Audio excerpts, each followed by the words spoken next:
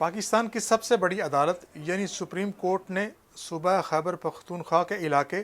करक में हिंदुओं के मंदिर को जलाए जाने से मुतल्लिक अज़ खुद नोटिस की समाअत के दौरान ये अबूरी हुक्म जारी किया है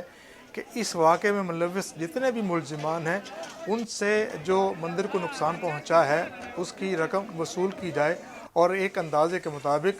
ये रकम 3.25 करोड़ रुपए से ज़्यादा है और इस वाक़े में 100 से ज़ायद मुलजिमान को गिरफ़्तार किया गया है। इसके अलावा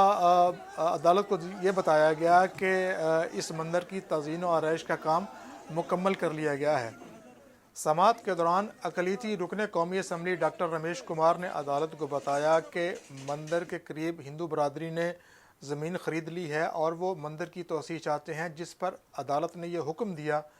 कि वो जितना चाहें अपनी ज़मीन में मंदिर को तोसी दे सकते हैं। इस पर एडवोकेट जनरल ने फिर ये एतराज़ उठाया कि अगर ऐसा होगा तो फिर मुसलमानों के जज्बात जो हैं वो उबड़ सकते हैं, यानी कोई अमन व अमान की सूरत हाल ख़राब हो सकती है, जिस पर अदालत ने ये रिमार्क्स दिए कि जब ऐसा होगा तो तब देखा जाएगा। इससे पहले भी सूबा पंजाब के शहर रहम यार खान में जब हिंदुओं के एक मंदिर को जलाया गया था और उसको नुकसान पहुंचाया गया था, तो उस पर भी अदालत ने ज़िम्मेदारान से जो नुकसान पहुंचा है उसकी रकम वसूल करने का हुक्म दिया था। ताहम इस मंदिर की तज़ीन व आरइश जो है वो पंजाब हुकूमत ने की है।